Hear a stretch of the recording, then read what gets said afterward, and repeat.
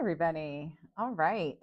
I am just gonna see if I can find a chat and figure out if this is actually broadcasting. Bear with me for 1 second. We're gonna get started on this beautiful image. And while you are bearing with me, if you can indeed hear me, which I'm gonna check on in 1 minute, I would love to share with you that I have the reference photo for this painting session up on my website. Hi.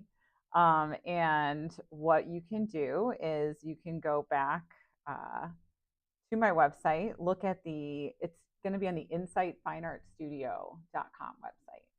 So insightfineartstudio.com, go to more, and then go to free lessons. And I have the PDF available to download. Okay, so be back in about just a couple seconds. Just going to see if we are indeed live, and then I'll get started.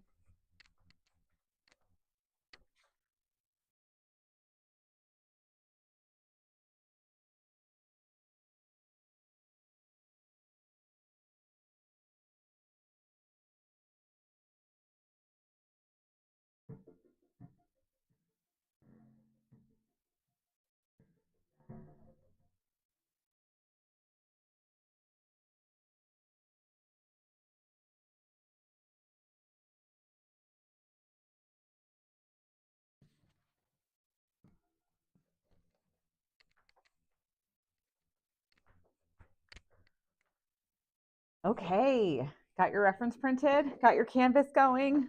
Today I started with an acrylic wash over my canvas, and I'm still debating on whether I should just jump right into oil, which I probably will, or if I should just start with oil. And I do believe I have a chat going. Here we go.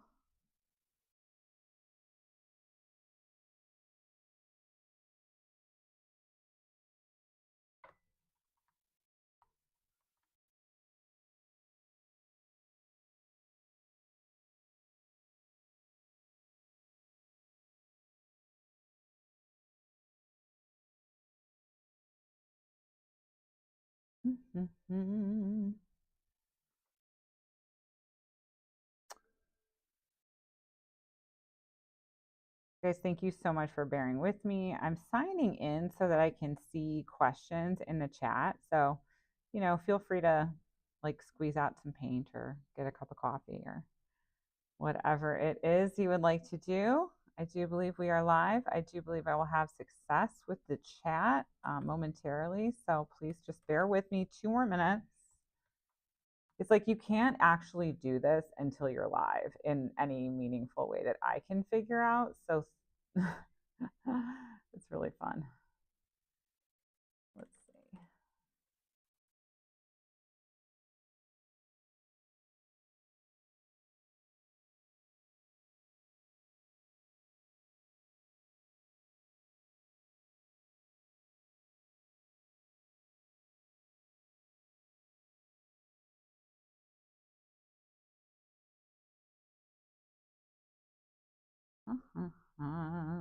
It's so fun to do this live on YouTube. I mean, I can't even tell you.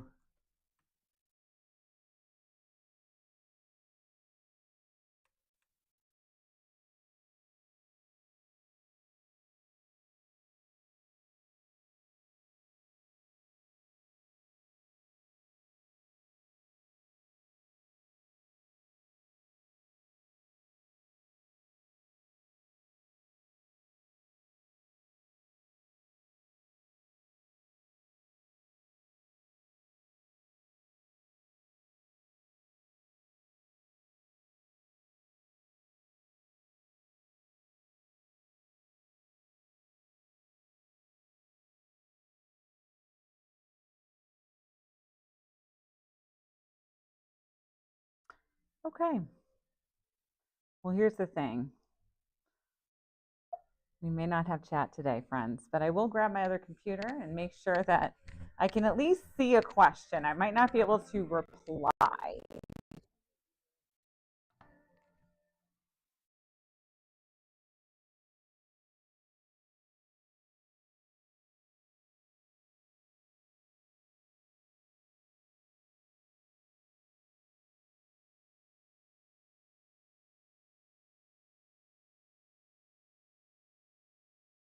Okay. Well,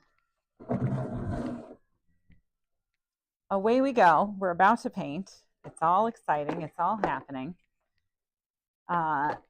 Let's just begin today with a little layer in oil. I think that's what we'll do. We'll jump into oil. Thank you if you are there indeed and you're bearing with me for all of this. I really appreciate your patience. And we'll try to make some interesting things happen on this canvas and maybe inform you in some way about my process and kind of the steps that go into making this painting. Okay, so as you might guess, we're going to look first at drawing this image in and just placing kind of those major shapes. To do this, we don't want to use full strength paint. We don't want to use a pencil. If you're new to oil painting and you haven't tried this before, make sure that you give this a try. Get some clean turp. Take one of your more transparent colors like burnt umber, maybe a little bit of ultramarine blue. And just with this little bit of turp, I'm going to start sketching this in. All right. So, put this right up here so you can see that. I don't necessarily, I like to kind of focus, the rule of thirds, meaning there's lots of activity along those places in the composition. This composition to me is a little challenging. I know that sounds weird. It's just like such a simple looking landscape, but just to not like actively divide this piece in half and to have like a little bit more dynamic quality with where things are placed. That's the goal. So today we're just going to work for about an hour and then we may come back to this next session. So it's just nice to kind of see like a real-time painting develop and hopefully something good comes of it. But this is how I often start, almost always, just a nice thin wash. Now, starting this way, it's, of course, only one of many ways to start a painting, but it really fits into the rules that I like to follow, which are general to specific. So thinking about that, we don't want to go in with anything too heavy. I want to get like a general sense of where the darks are without committing to a whole lot of specific drawing. Too early for that. I'm just trying to get a sense of like movement almost. And now I'm just painting with really just turp, almost clean turp. Now, as a shorthand, I say this every video, but when I say turp, it's just kind of like my habit because I've always used Turpenoid, and Turpenoid is a lovely brand. We love Turpenoid, but typically I use Gamsol.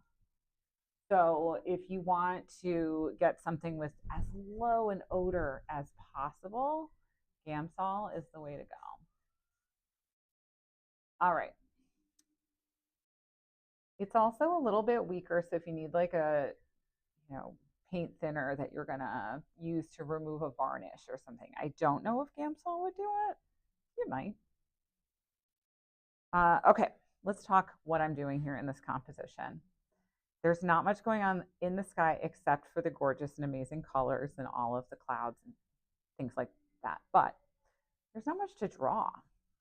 So I'm just trying to establish like a little zigzaggy kind of pattern in the composition. And just, I'm treating this like very atmospherically. It's just kind of like floaty, cloudy stuff. I'm trying to go edge to edge and just build this up a little bit. Thinking about the underside of that cloud, the plane of it.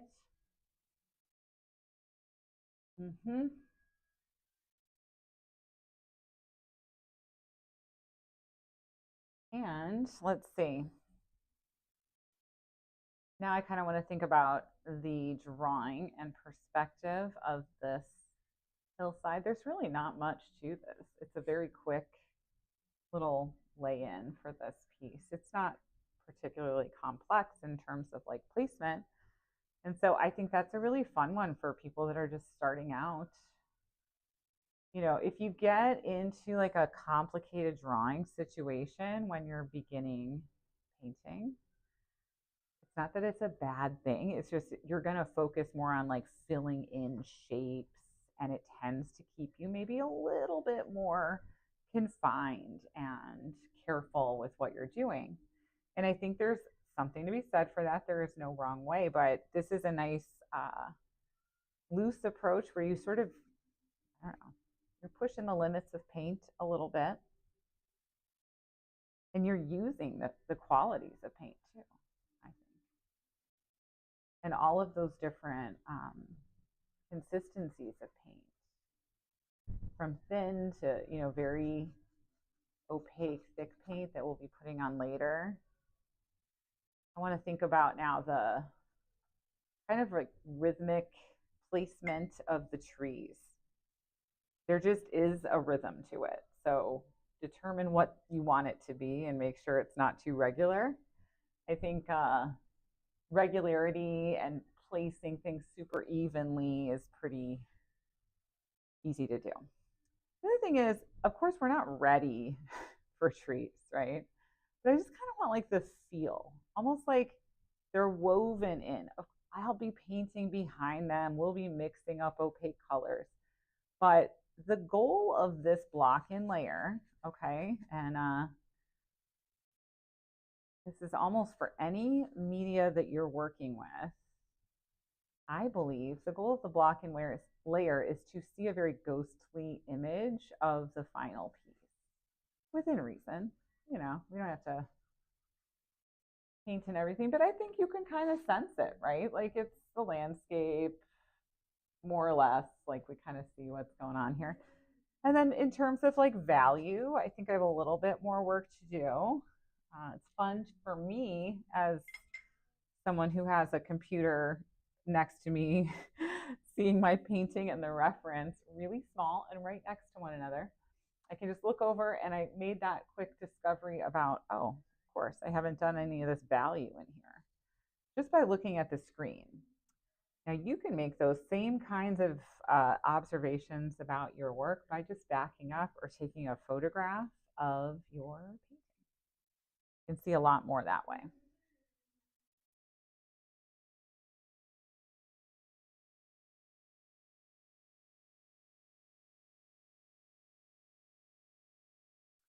And again, like what can I do here that's like a little bit more dynamic and indicates movement and has some almost like tension between the directional lines? There needs to be something. And simple references can be really good for that.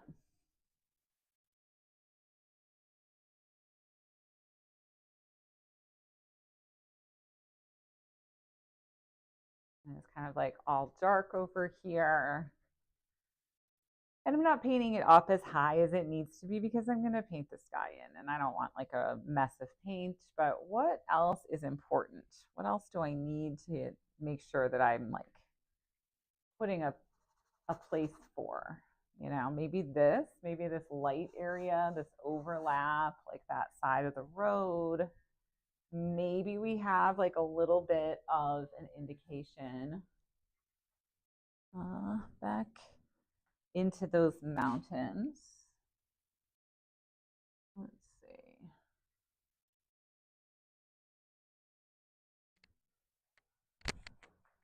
All right, we'll see if we can get a little bit in there. I love some of the colors and the light that's like coming through here. I feel like this is an area of concern maybe with the drawing.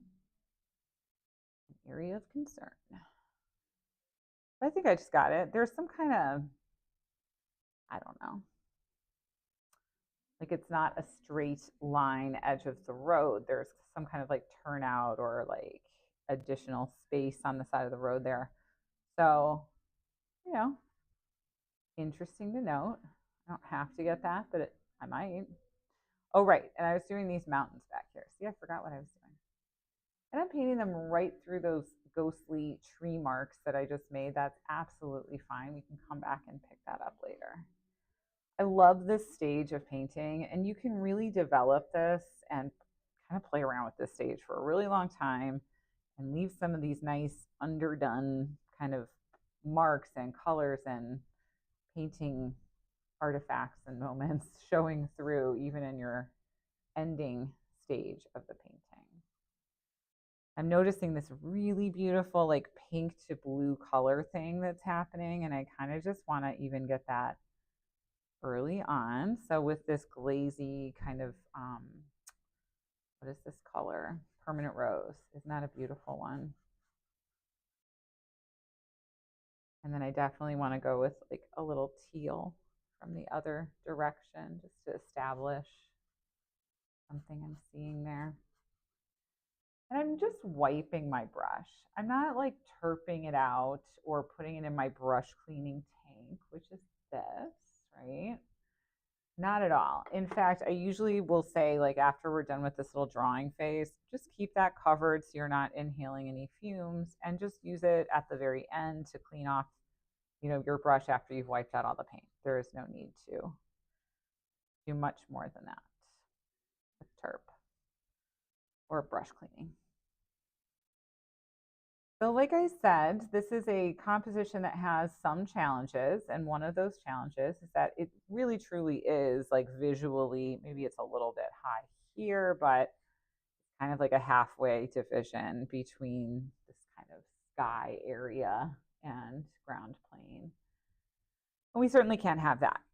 But what I want to do instead is really emphasize those thirds, like I talked about in the beginning. And that would just mean like this little tree line area over here, maybe that will turn out. And all this darkness through here will make that pretty strong. And then I think we'll focus on this kind of orangey yellow layer. And then all this will just be maybe a little downplayed, maybe a little less. Okay, that's the plan. That's the plan. All right, so, well, it's not going to paint itself. Let's do this. It's time for some opaque paint mixing. And what I've done here is I have just cleared off my palette a little bit, and I'm kind of just like assessing all of this beautiful stuff happening. And I'm going to move some white paint out here. It's overwhelming sometimes when people see like a sky with all of these gradients. And they're like, well, there's 42 different colors that I can easily see. But we must simplify. We must really get this down to just a basic few. So here's a start for this dark right-hand side corner.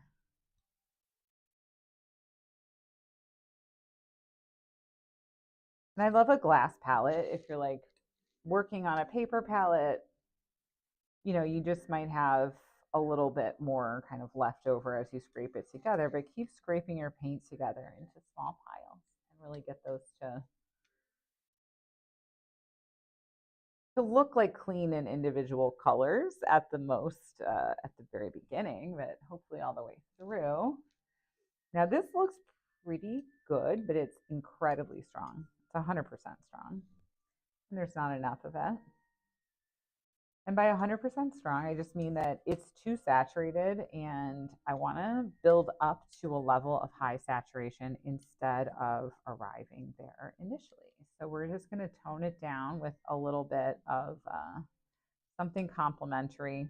I'll probably mix something up and then come back through and like tone all of my blues down in the same way. And that something will probably be like an orangey pink color that we're going to get from like the middle right-hand side of the sky. Okay, so as we move left, it looks like the blue shifts from maybe something a little bit like cobalt and Prussian was what I was using, I believe. Yeah, it's kind of like a really cool greenish blue. And then it moves left. It gets a little bit I think, kind of more purpley, moves towards that like ultramarine, and it gets lighter and it gets a little bit grayer. So here we have a more purpley blue. And we're going to lighten it. Okay.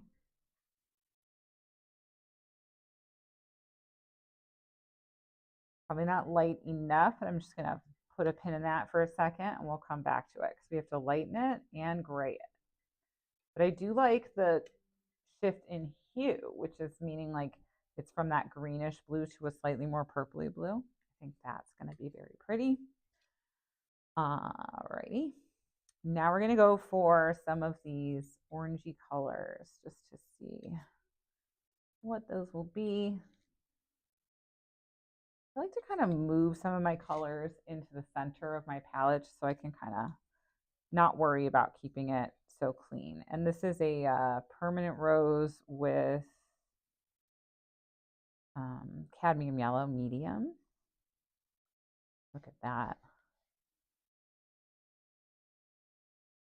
And before I even mix anything together, just look at these colors like next to each other.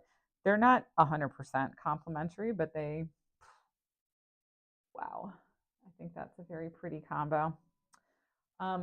What I'm seeing is it's probably a little more pink, but that's okay. I like that with blue because then you don't get that kind of greenish. If you go too yellowy orange, it's going to mix with the blue and it'll make it too green. And you'll get that kind of weird, you know, like army green color, maybe a little bit unintentional, not as orangey as you'd hoped. But look how nicely, it's almost like a purple, but it just mellows it out. It has a little touch of yellow in it. I can play it up a little bit more so we can see if we can get like a stronger gray.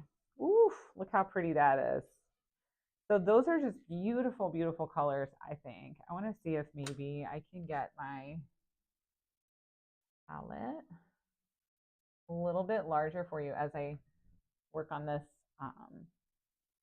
step of this process here.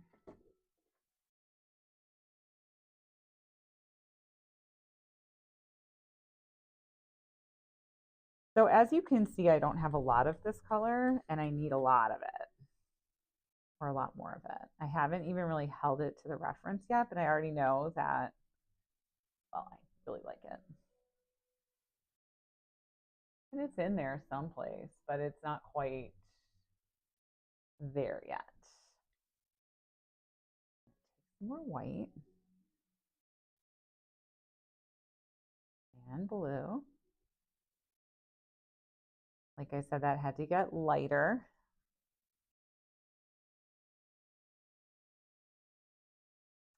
And then we want to gray it out a little bit more. So we're going to take some of this. Instead of the straight orange, we're going to take the already toned down mixture. And look how that just like subtly grayed it out. Just a little bit of that orange. So the orange kind of went through like a process of being distilled, or like, I don't know, not like weakened, right? So we took the orange and we mixed it with a little bit of blue, and then we took that and we mixed it into the blue to even make a less impactful color shift. It's just really subtle. That's all you need. All right, moving on. We're gonna still probably need even more white paint. Always buy the big tubes of white.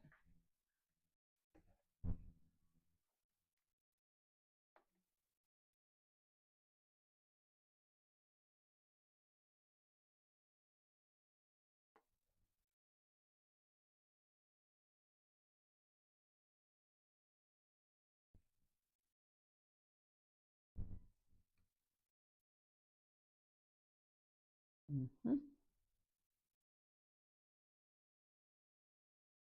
I'm just mixing a little bit for that underneath the cloud area. Okay, so that's a really nice, bright, light color. And yes, I did mix over a slightly dirty area of my palette, but it's okay. One, not a whole lot of color mixed into this current color. Two, if it did mix in, sometimes I kind of enjoy that. That's a nice, helpful thing to me. It keeps a little harmony as long as we're not going muddy. Now, I want to dull that color out a little bit. And I want to really be careful not to shift the value darker. I don't want that color any darker than it currently is. I just want it a little duller, meaning less blue. So I'm going to mix up this very light pink, which isn't really a true pink. It's got a little yellow in it. So it's really an orange. And if you can see, it's already gray because it probably had some blue on the palette knife. And now I'm just gonna like add that to this light color. And all of a sudden, we've got this amazingly subtly grayed out color that we can absolutely use.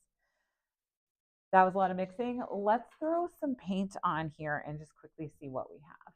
Maybe we'll adjust, maybe we won't. I have no idea. Here's this bottle of oil, and I'm going to put it on the palette, and then I will remember to switch back so you can see this painting. Here. Okay, that's switching. Next, we've got oil. We've got our brush. We're going to pick up that oil on the brush first. Let's start with the dark color on the side there. All right, let's see. Making sure I'm not blocking the view. Wow, what a strong color. It's really pretty. And I want to maintain that interesting dynamic quality here. So I'm brushing this kind of fiercely, right? Like I don't need to be gentle with it. I put a little terp on my brush, a tiny little dip of terp. I have some medium amounts. This paint is really moving and it's thin. And what I want to do is just keep like the surface and the consistency such that I can keep working on that area today. So let me describe that to you, because this is a super key part of not absolutely hating oil paint. And this took me a little while to kind of discover. And it's all about like really controlling that paint consistency. And so when you start, you want to have like thin layers, but you don't want them to be drippy, drippy wet. Okay. It should be movable. It should be thin. And you should be able to paint over it later that session. So you don't need like a whole ton of material. You really need your brush loaded up, a light pressure, and then you just scrub through. And this takes a little while to kind of experiment with and figure that consistency out for yourself, because you are the only person that can really figure it out, because there's all these different factors. Like you should think about how your brush is loaded, how much pressure you're putting on, where you're holding the brush. Like there are so many variables rather, that it's kind of a personal development, I would say, to make sure that you have a handle on that consistency. So here we go. Let's take this lovely grayed out, more ultramarine color and see what we got. Ooh, I like that one too. It's just, it's rough when you start painting and then you're like, oh, you know what? Actually, I thought it was great on the palette. It's not great. Not great. But this one I think is working out. And sometimes I hold up the color on a palette knife just to make sure that I don't have that happen. Now, here's a question that comes up quite a bit in classes. What do we do about these trees? Do we paint the sky really thick and then paint the trees over them? Do we paint the trees and then paint the sky around them? I like to paint the sky very thinly, almost imagining the trees and painting a little into them and through. Okay, then I paint the trees. Then I'm going to paint the sky back, and then I'll paint the trees back again. So the trees are actually kind of woven in over the course of a couple of different layers. Instead of thinking about it as like, you know, I either paint this first or this second or whatever it is, kind of think about it as like, here they're starting, the next layer, it'll be more tree and then more sky and then more tree. So they go a little back and forth. And I have found that is, I don't know if it turns, I think it turns out the best too, but it's also the way that like doesn't drive me absolutely crazy to do or to think about. Kind of makes sense. This is such a beautiful reference, and one of the reasons that I picked it was because it hits on a very common problem, which is what to do when blue skies go into yellows and pinks, right? Because if you put yellow, we're going to get a green. But fear not, we've got a solution in the works. I'll show you.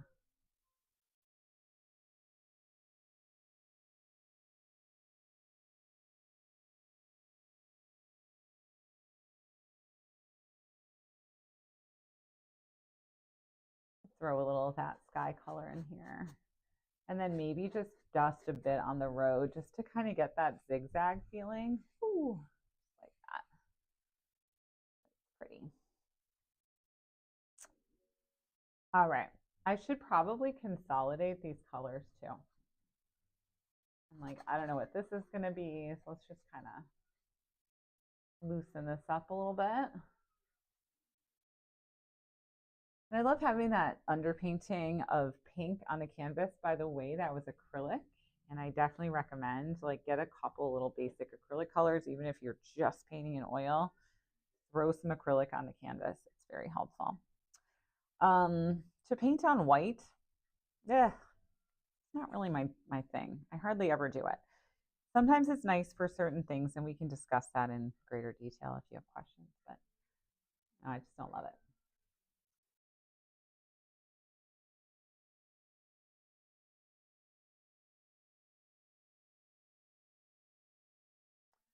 All right, so the way I see it, we have a section here, okay, that's going to be yellows to oranges, and then we have below that these like purpley pink colors into blue, and then this is more purpley pink into blue. So really this big yellow orange section is kind of what to look at next, I think. So let's get mixing for that. Okay, I talked a little bit about the orange or fairly kind of grayed out pink that I made, and I still think that's going to be incredibly handy because blue will mix beautifully with it, as will yellow. So when you have yellow skies next to blue skies, you really need to mix a little bit of pink to bridge the gap between them so that they are not touching and mixing. Okay, let's see if I can show you that.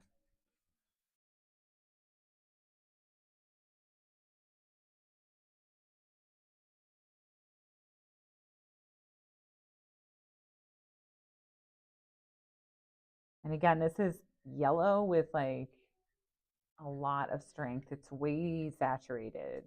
So we got to mix up a really light purple. So these colors keep popping up in this painting. Yellows, purples, pinks, all of this stuff. I don't have to mix from this whole, new color from the very beginning. If I have a little purple here, that might be a great color to use because it's going to create harmony. Now I do want to lighten it so that we are not shocking this yellow color darker. I want to go really light. And again, maybe just mix a little gray into it instead of mixing the full strength purple in. So first, tone down that purple, that really light purple with a little yellow. Then take that and then put that into the yellow. Now you have a really, really, really subtle mixture. Okay, so it just changed it ever so slightly. It might be visible, this one, but sometimes the color changes so slightly that I think people would have hard times recognizing if that was less than full saturation. So it can just be a really subtle shift, but it's very effective.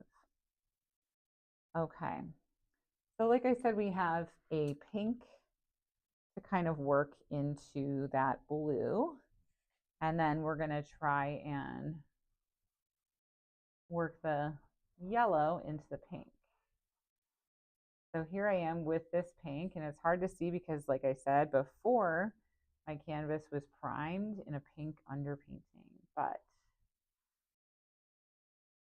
I'll just kind of heat up that edge with a little pink, and then we're just going to take the very toned out yellow and mix that right into the pink.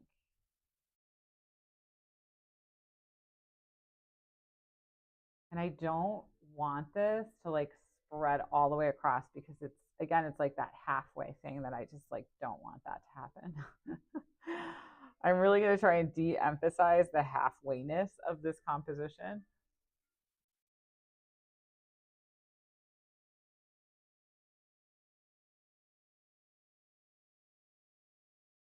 go a little more pink. And I have like two separate brushes, which is almost unheard of for me. But why not?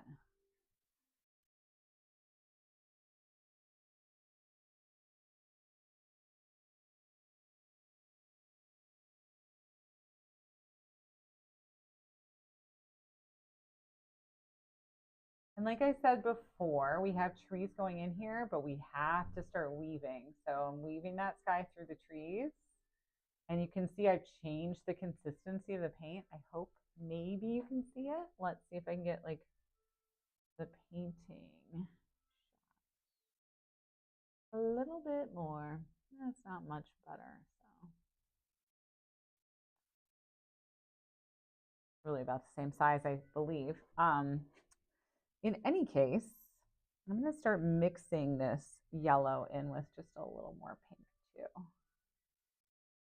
Layering that through here.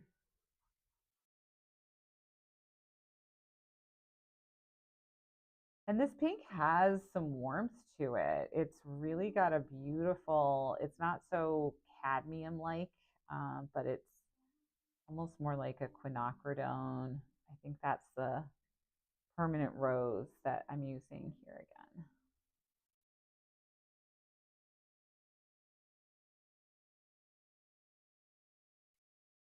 Ready?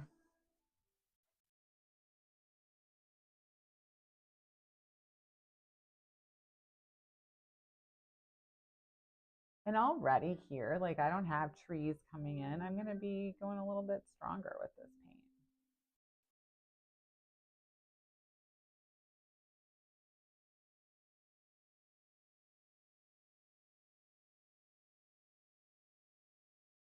There's a few little clouds. Maybe I can try to indicate with some darker pink colors. I can come back and like add some light on top of that, like it's catching.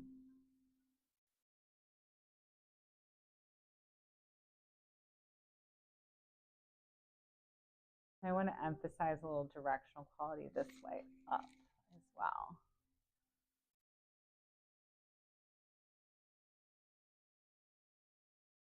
And it's not too early to start thinking about, I mean, we have all the right colors, right? So here we go. Let's start putting a little bit of that same approach to use. And I just made this pink like ever so slightly more purple with some quinacridone magenta.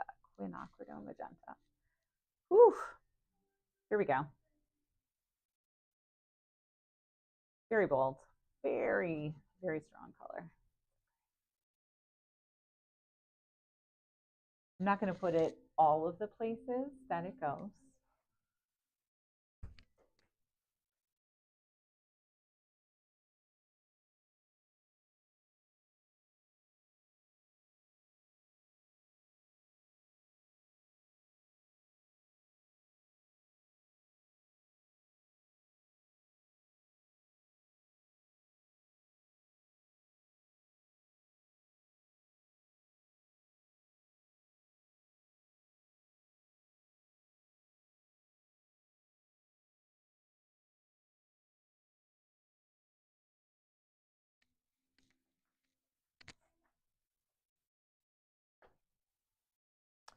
All right, and then just quickly, I'll bring out that other brush that I was using for the blues, and I'm kind of mixing like a little brush mixed darker blue, use some ultramarine blue, maybe a touch of the purple just to kind of give it that white, which won't let it be too transparent.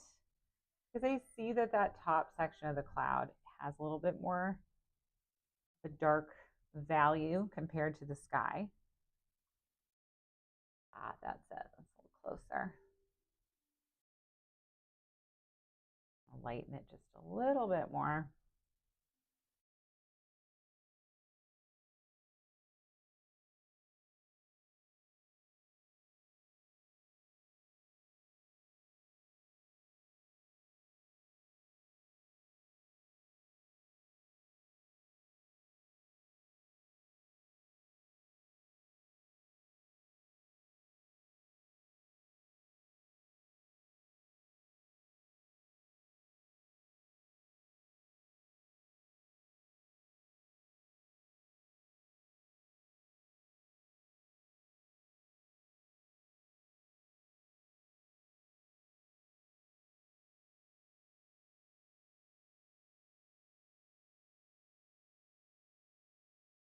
I don't want to spend too long like refining everything before other things are in, but just like a minute. Kind of scrubbing, maybe not the final texture that we're going to have, but it kind of gets the job done in terms of like it shows you visually like where and what and what color and some other things.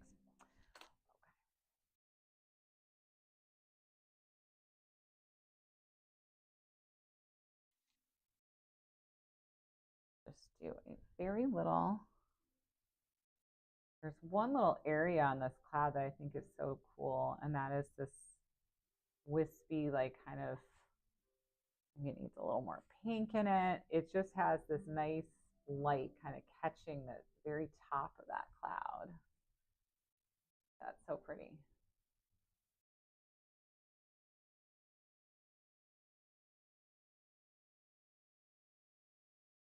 And when in doubt, just throw a mark of a color someplace else. And I mean that really seriously. Like, if you have any inkling that the color on your brush could be good elsewhere, work it in there. Throw a little brush stroke that you can just sort of come back to as a placeholder for color or whatever it is. But I know that the sky is definitely going to reflect down and affect all of the things below it. So I definitely think it would be pretty appropriate if we looked for some of these lighter cloud colors. And maybe we find those kind of in the road. Everything should be sort of shared around if possible. And so I'm kind of throwing some of that color down. And I realize now that we're going to consolidate paint colors a little bit. And let's do a little bit more mixing. And what I want to start mixing for are like the distant hills. So let me palette this, and here we go. All right. Just going to kind of make a little bit of room on my palette. Sometimes that can mean combining colors. You get some other colors. Everything can be kind of, well, not everything, because you always have something left over, but like a lot of this we can use again.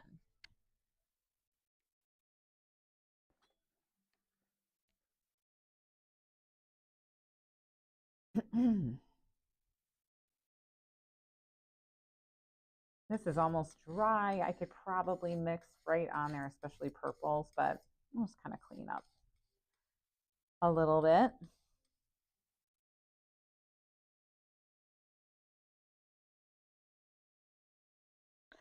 So I just picked up like 3 sort of similar colors, and I got this as a result. It was like all of the leftovers of pinks. We'll just let that sit there for a second. I bet I will use them.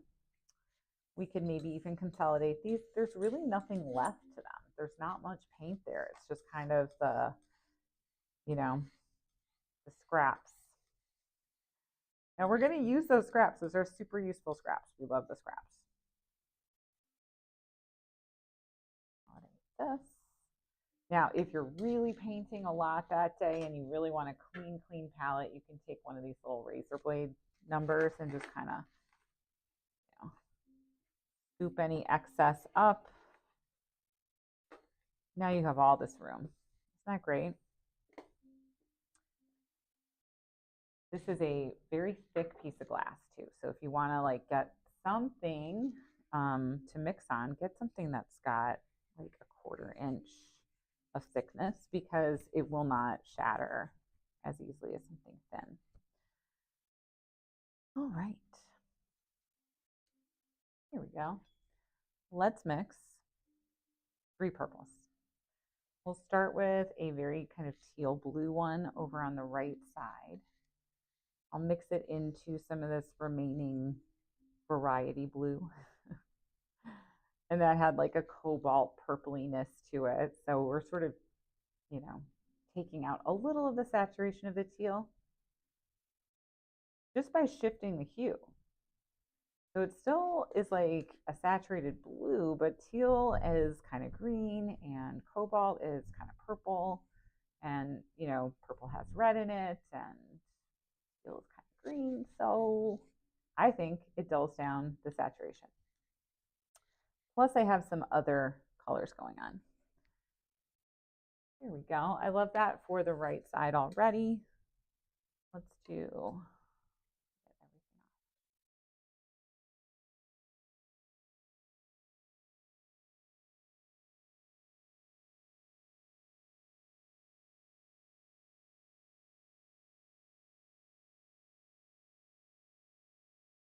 wow, look at that color. Permanent Rose is just incredible. Like you can forget all about any other color. It's just the best color. But we can't leave it just like that because it is like, a bit of, it's a bit of a diva, this color. Not all about you, Permanent Rose. Let's just tone you down. All right.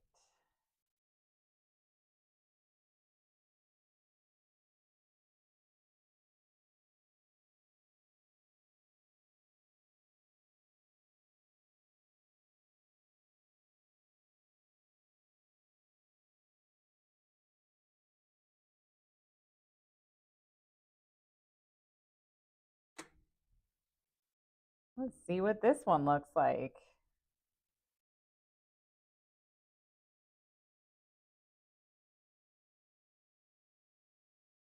Next to the sky color, we've gone a little bit more purpley, but it's very close. And I want that. I want like a really distant feeling edge back there, super close so you can't really see. Like, oh, is that the sky or not? We don't know, nor should we.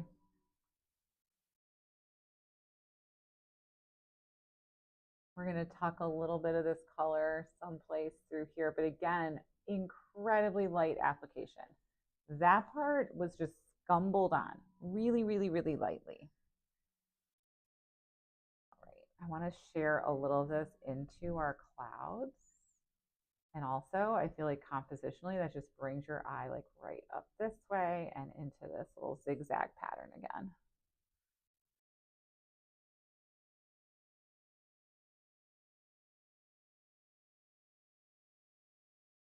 All right, and we're getting a little bit darker as we move forward.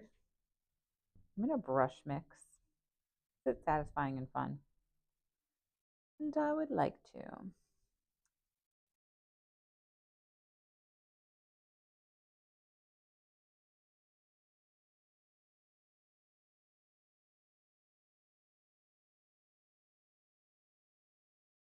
I just love how all this is so airy and you can't really tell, like, it's just distant. It's distant and light filled. It's very cool looking. I really want to do that a little lighter.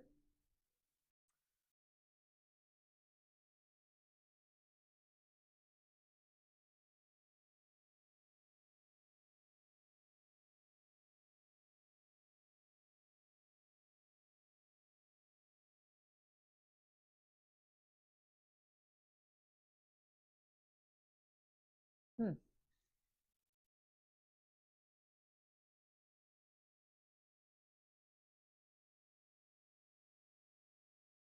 Now I'm kind of getting like a land formation contour, I guess. And I'm going to blend the top part kind of evenly. But I want to indicate there is like a little like mountain, range or some such. And then we just kind of blend up from there.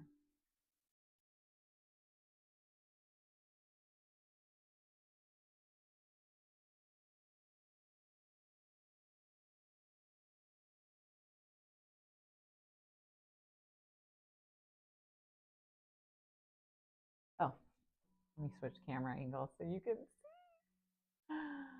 Oh, fun. All right. Sorry about that. Living, learning. But you know what? Like, Hard to think of 14 things at once. So I got very into this painting and totally forgot you couldn't see a thing. All right, I am moving through here with a light touch just because I know trees are coming back.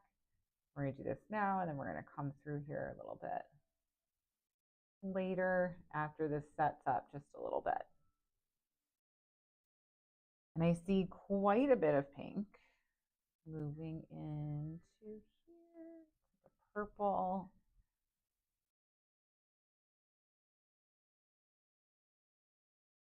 I know I'm going to put a tree there. It's already almost there. You can kind of see where the trees are going to go.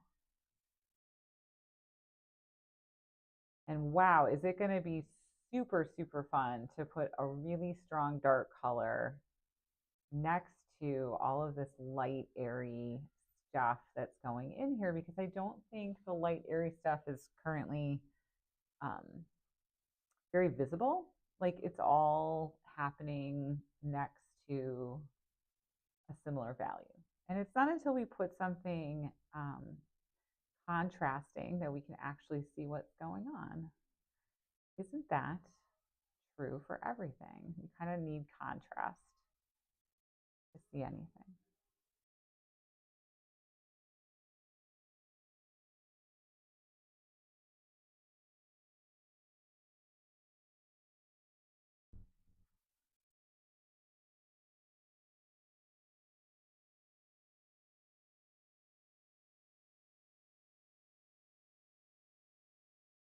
Right. I just noticed I want to like go into the sky again before I put those trees on. So this is almost like a little note to self. Um, or like, okay, we remember we got to bring this feeling of light up at a slightly more, yeah, like right through there. That more dynamic feeling angle for that light. This is exciting. I kind of like this so far. Okay.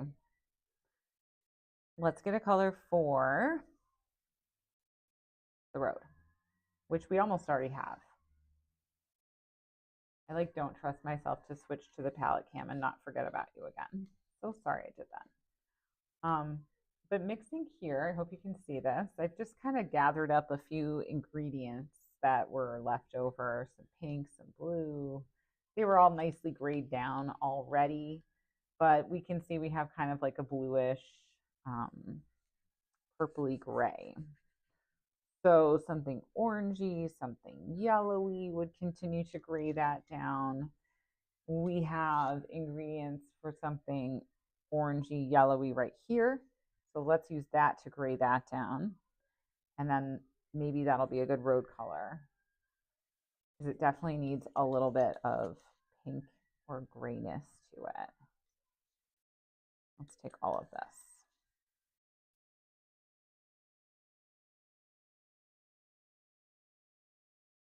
I mean, it's just going to reflect that sky in every possible way. You know, everything is kind of bathed in this light from the sky. So this absolutely makes sense that these are the ingredients for the road. Ah, there we go. I think this is a good one. And actually, oh, squeak. Here we go. I'm going to try a little, maybe a little palette knife application on that, just to kind of build up some texture. And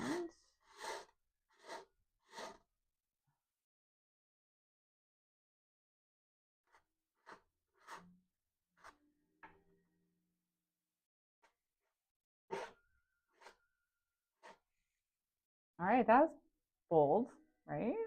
All right. We'll leave that for a second.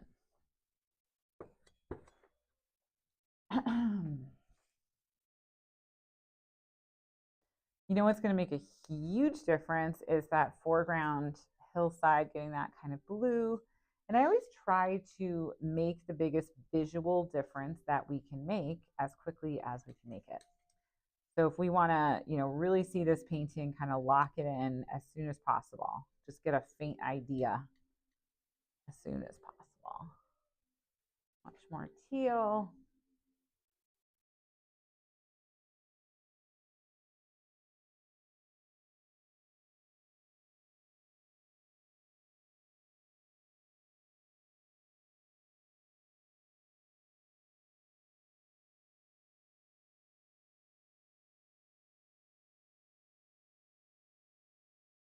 And teal's such a great color because it's such a dark color, but it's so saturated that we like read it as lighter.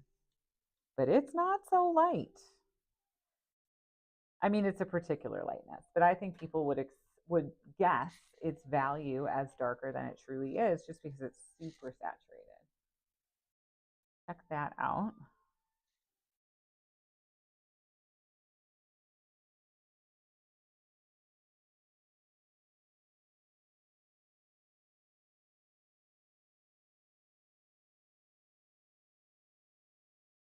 And again, there's going to be a tree and lots of, brambly stuff. So I'm just kind of lightly scrubbing that part. And the other parts that are definitely more foreground and kind of, we know that's not going to be covered except for textured and a little bit of variety, but I'll go a little thicker with the paint there.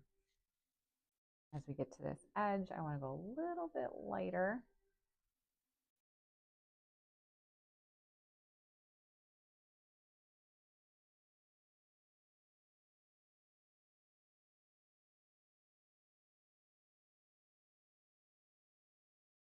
Okay.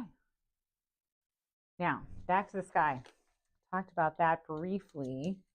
I want to get a whole lot of like a nice color mixed up, and we might as well just go with it now because it's similar to the color I was just using.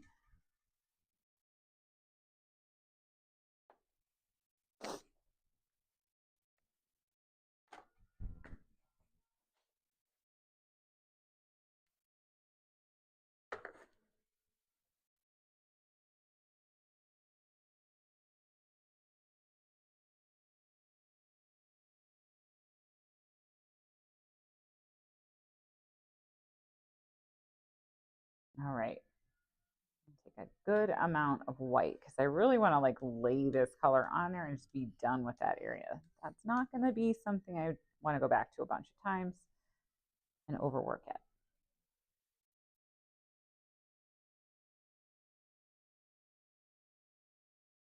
Okay, so I have this color and it's very generic and I don't even really quite know what like I'm going for exactly.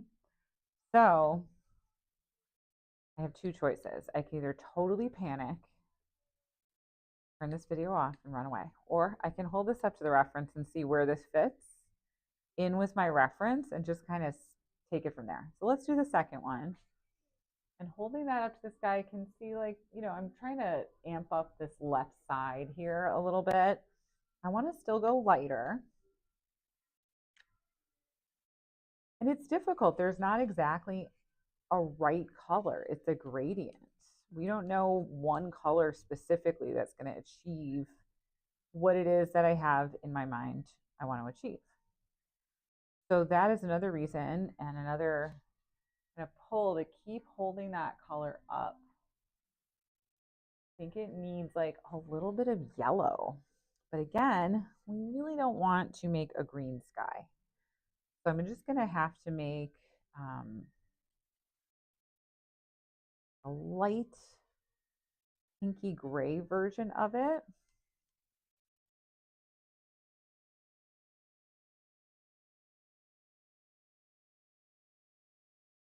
It just got a little bit more pinky, kind of gray. I'll lighten that up a little. And now I want to add a touch of this very mellow, not super saturated yellow.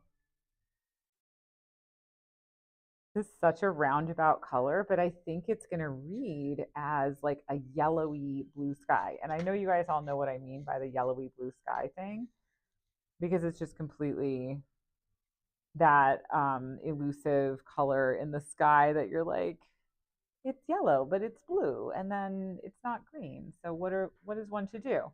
It's really a gray. And I think I got it.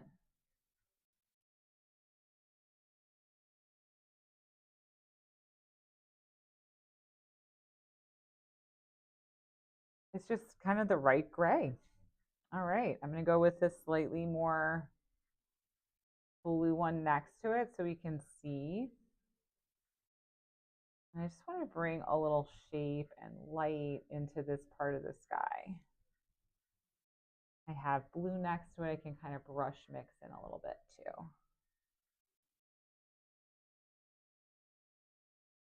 And I like directional brush strokes, and I'm kind of leaning into that right now, especially for like quick studies and plein air studies and things of that nature. I think that, you know, to go for like smooth and really refined is maybe not the strong suit of that particular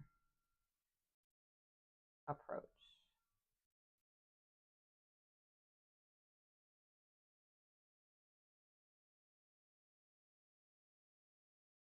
So this is almost like a second pass through the sky. And hopefully we can achieve, well, what I'm setting out to do, which is really just set off the trees that are going to go in. I want this cloud to look a little bit darker against a lighter sky. I want that dynamic movement. So many things. And I want the paint surface to be like finished and interesting, not necessarily like refined or, worked to death, but I think, attended to. Attended to. Let's attend to this paint surface. Now, I really think this is such a cool looking cloud. And I'm not always like, let's just get every detail of the cloud, but this one seems like it's dissolving off to the right. It's such a cool picture. Wow. See what I can do with some kind of scrubby dabby paint I'm applying pretty thick. And then I want to do like a slightly more yellow version of that nice highlighty color. Maybe throw a few little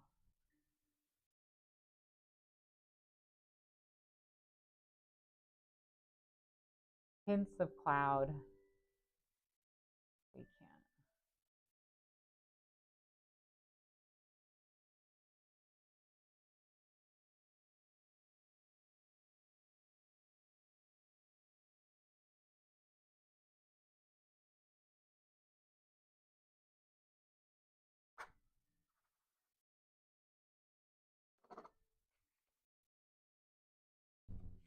All right. Now,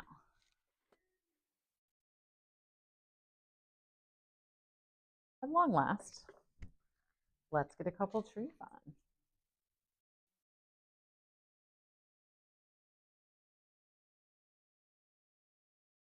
Oh, these trees are so interesting too. Let's talk about the trees. There's light catching a few of them. I think it's this nice, morning, evening light kind of situation.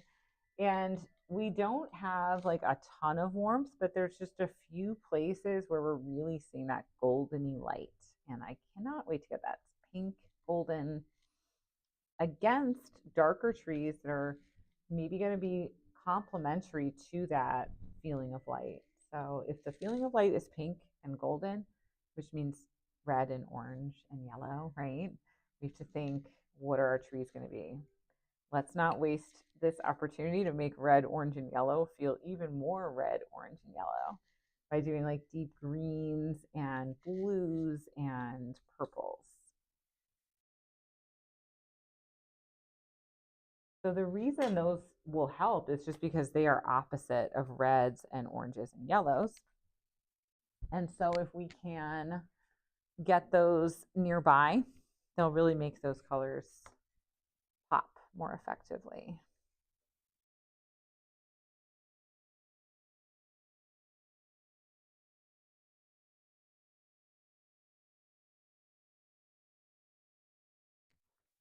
Alrighty.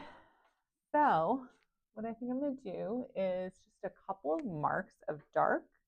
And then I believe we are going to come back to this next week and finish this up. But this has been a really fun one so far for me. I hope you guys have enjoyed this. I really hope the sound was okay. I'm going to try to figure out how to sign into this chat that needs like another device that I can sign in on. And here's the thing. every single device is being used in the creation of this broadcast. So I need to make sure I have one more device. Um, and then I can sign into chat. So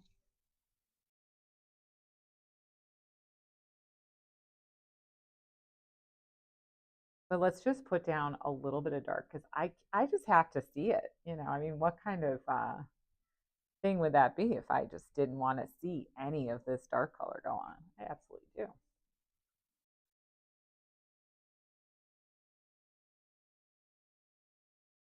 So like I said, really rich, dark, deep green. I think is going to be a good base for some of these, especially next to the more golden and pink ones. So I'm going to try and find like a nice center line for this tree, kind of build it from there. But I'm not really going to work over my sky that much today since I am coming back to this. It just doesn't make sense. I just want to see a little bit of that dark just to kind of give myself a preview moment of like what's going to happen here. Because I think it'll be a great way to end my painting session on it today and just kind of like know that I'm on the right track.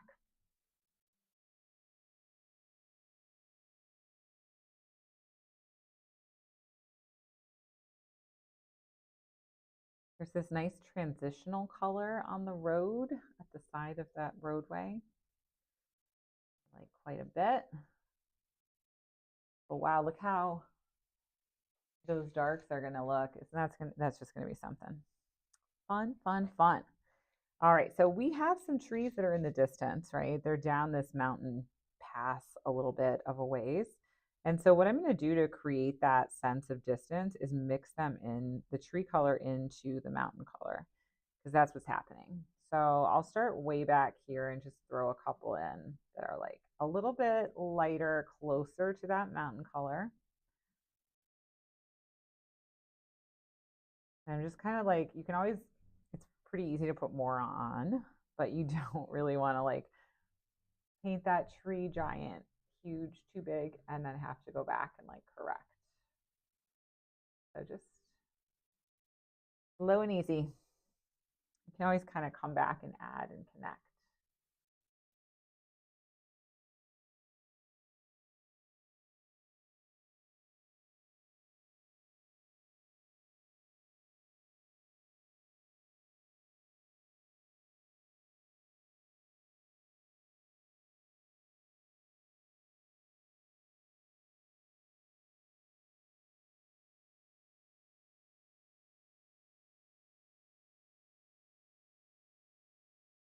Now, another thing that gets objects to feel as if they are receding in space are softer edges.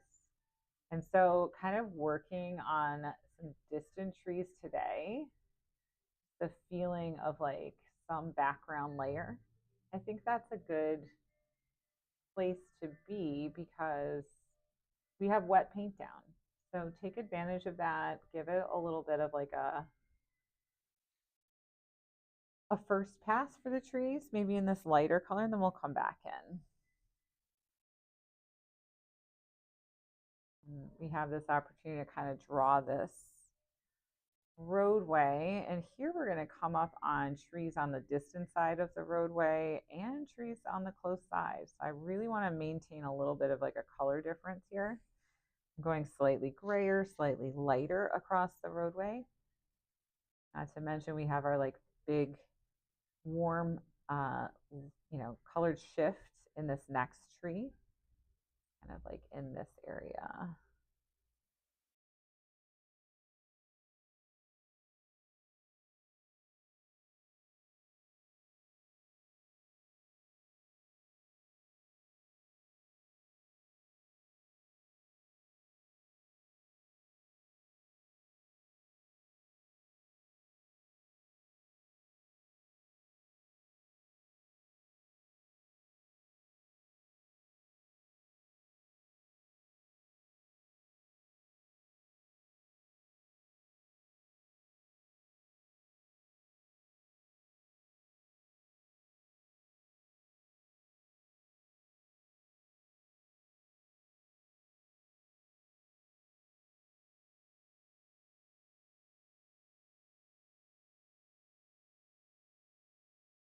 All right. Even that little bit of underpainting there sort of looks like a stand-in for the warm trees, like right here. Right here. Yeah. So this little area to me is kind of where that's going to go on, but we don't have the color yet. We'll just kind of throw something in, just a little light to locate it. Okay. And that just, I think is a great place to stop for today. We'll put on the remainder of our trees, but thank you guys so much for joining me, and I hope you enjoyed. I'm going to check the chat and we'll see if there's any questions, etc. Right. Let's see what we can do next time on it. Thanks again, and we will see you next week.